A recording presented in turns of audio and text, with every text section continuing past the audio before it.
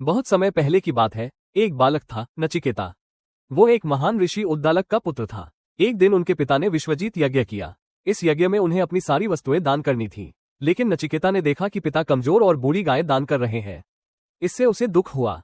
उसने पिता से बार बार पूछा, पिताजी, आप मुझे किसे दान करेंगे? गुस्से में आकर पिता ने कह दिया, तुझे मृत्यु अर्थात यमराज को दान कर दूंगा।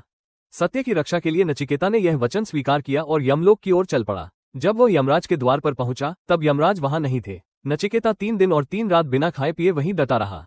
जब यमराज लौटे तो बालक की दृढ़ता देखकर प्रसन्न हो गए।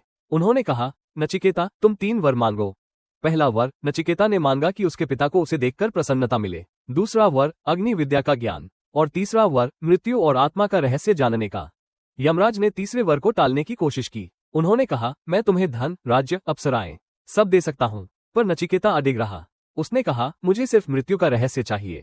अंत में यमराज ने कहा, आत्मा न जन्म लेती है, न मरती है, वो नष्ट नहीं होती। मनुष्य का शरीर 11 द्वारों वाला नगर है और ब्रह्म उसी में निवास करता है। जो व्यक्ति इस सत्य को जान लेता है, वह जन्म और मृत्यु के बंधन से मुक्त हो जाता है।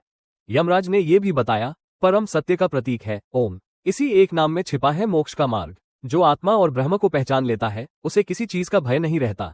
इस तरह एक बालक की जिद और दृढ़ निश्चय ने यमराज से भी मृत्यु का रहस्य उजागर करवा दिया। ये कहानी हमें सिखाती है, ज्ञान की खोज सच्चे मन से की जाए तो खुद मृत्यु भी जवाब देती है।